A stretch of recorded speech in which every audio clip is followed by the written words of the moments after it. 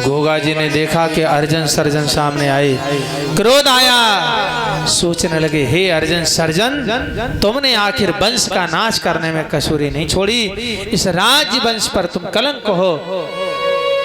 गोगा जी ने जाकर के अर्जुन सर्जन के गर्दन में भाला को जैसे ही लगाया तो एक ही भाले से एक ही बार में श्री जहारवीर गोगा जी ने अर्जुन और सर्जन का वध कर दिया। बोलो गुरु गोरक्षनाथ भगवान के। युद्ध में जैसे ही अर्जुन सर्जन मारे, अब तो युद्ध का नजारा बदल गया और भयानक बन गया।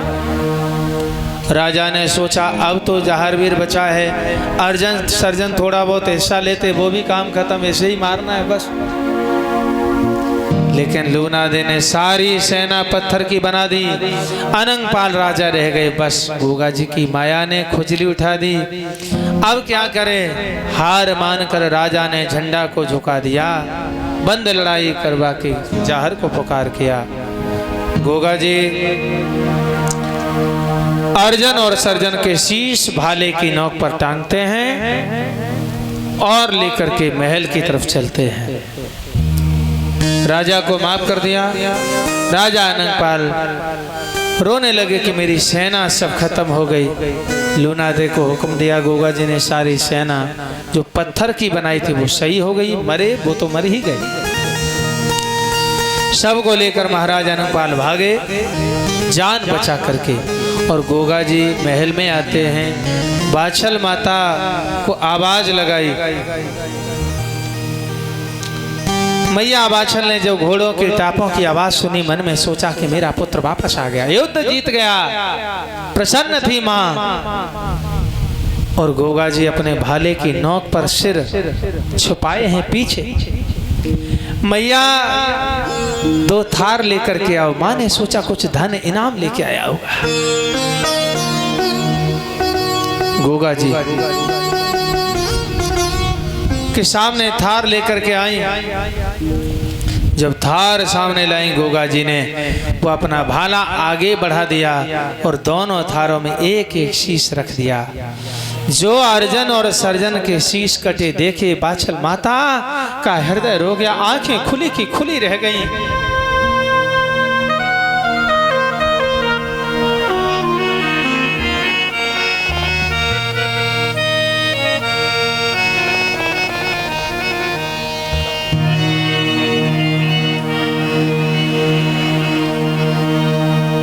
बाछल माता कहने लगी, अरे पुत्र हत्यारे,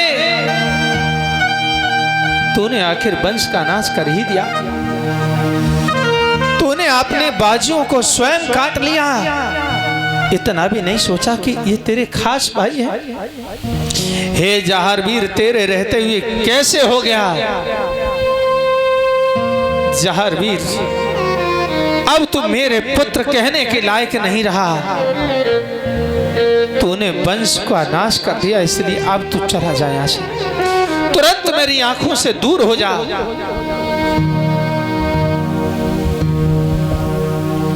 बहना के सुत तूने मारे,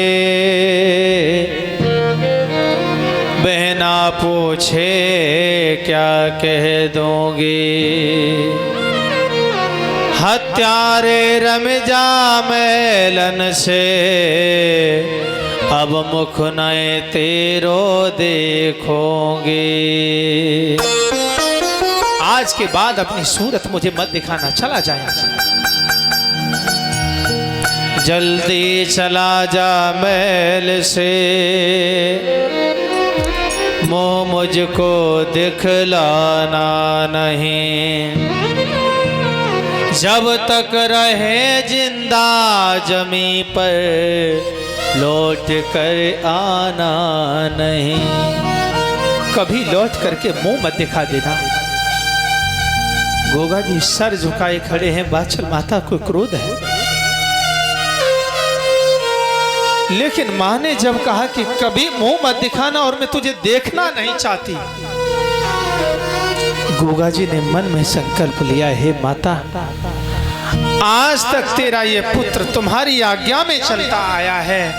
आज जो तुमने आज्ञा दी है वो भी मुझे सिरोधार्य है। हे माता, आज के बाद मैं कभी मुंह नहीं दिखाऊंगा,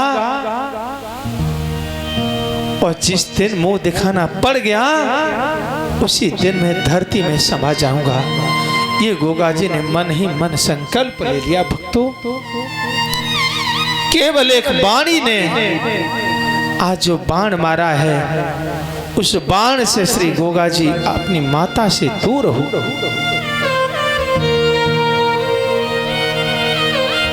जैसा हुक्म माँ आपका,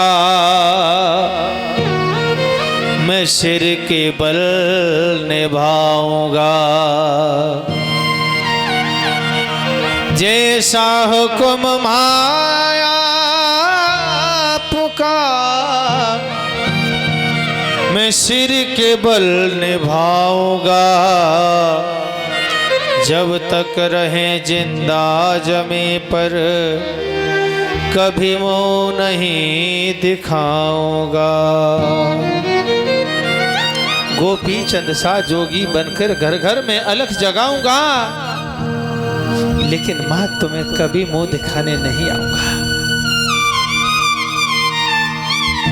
मैया तो अर्जन सर्जन के वियोग में अनाप शनाप बोलती चली जा रही।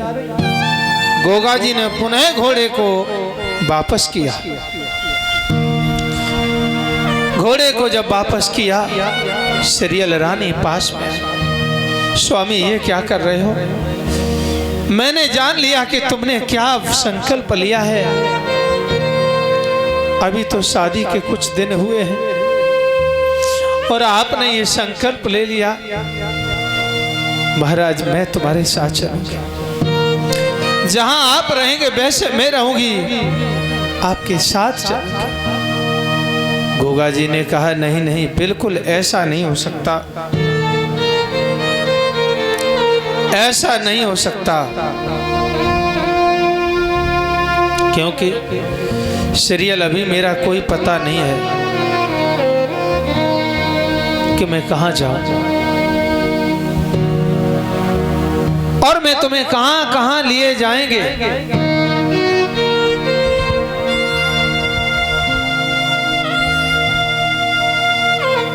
श्रीयल ने कहा स्वामी, अगर आप मुझे अपने साथ नहीं ले जाओगे तो मैं कैसे रहूंगी? लेकर के नहीं जाओगे तो कुछ वादा करो। गोगा जी ने कहा श्रीयल, वादा भी मैं क्या करूं? हाँ इतना है कि हम तुम्हारे महल में आते जाते रहेंगे, आते जाते रहेंगे। गोगा जी ने कह दिया। चले हैं, श्रीयल रानी बहुत रोती हैं, अब क्या करूं, मेरे स्वामी जा रहे हैं, लेकिन वादा है कि मिलेंगे।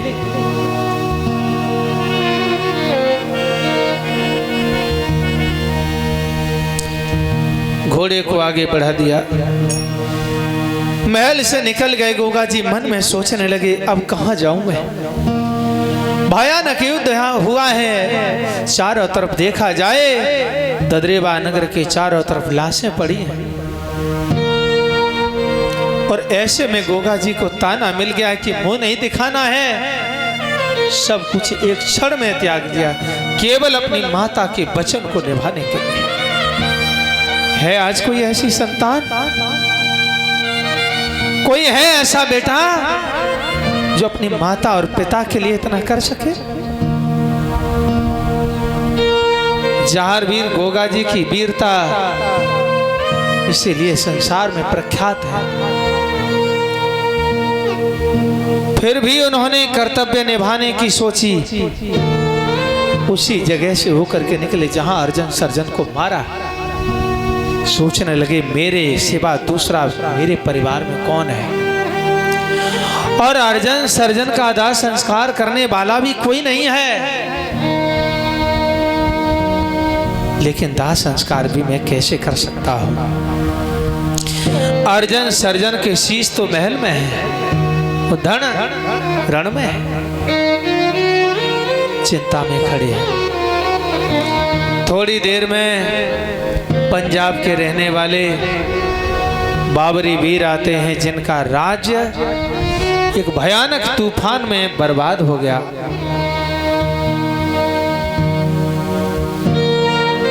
बाबरी वीर सबल सिंह और नवल सिंह बाबरी आए, 5 भाई थे, केसरमल, लथमल। अच्छा, सबल सिंह नवल सिंह बाबरी ने गोगा जी को पहचान लिया कि ये तो गोगा जी है। उदास क्यों हो, पूछा। जहारवीर ने कहा कि मैंने अपने चचेरे भाइयों का वध किया है युद्ध में, उनकी दुर्नीति के कारण शीश महल में है, मैं दाह संस्कार करना चाहता हूं।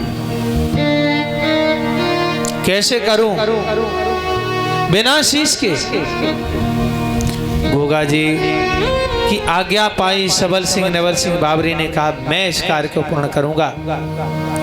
रात्रि होती है, मातम छाया है पूरे ददरेवा नगर में। वो दुख में भक्तों या तो भूख सताती है या नींद आती है। सो गए। बादशाह रानी रोते रोते सो गई। पहरेदार पहरा तो दे रहे हैं, लेकिन पहरेदारों से छुप करके सबल सिंह नवल सिंह दोनों वीर जाते हैं और महल में से अर्जन और सर्जन दोनों के शीश लेकर के आए, गोगा जी को दिए। जहारवीर गोगा जी ने अर्जन सर्जन का दाह संस्कार किया। ददरेवा नगर से 13 किलोमीटर दूर खुड्डी गांव नामक एक स्थान है, गांव है खुड्डी गांव। वहां अर्जन सर्जन की समाधि आज भी बनी है। केवल समाधि है, मंदिर भी बनवा दिया गया, लेकिन अब उस रूपरेखा को धन की चाहत में बदला जा रहा है। वहीं तालाब भी बनवाया जा रहा है और वो लोग ये जताना चाहते हैं कि यहाँ सीरियल पानी भरने आई थी, 13 किलोमीटर दूर वहाँ तालाब बना रहे। लोग आएंगे तो पैसा चढ़ेगा, हमें पैसा नहीं लेना। अच्छा, वहाँ अब ये जो बनाया जा रहा है, ये अब बनाया जा रहा है, केवल वहाँ अर्जन सर्जन का दाह संस्कार किया था, बस।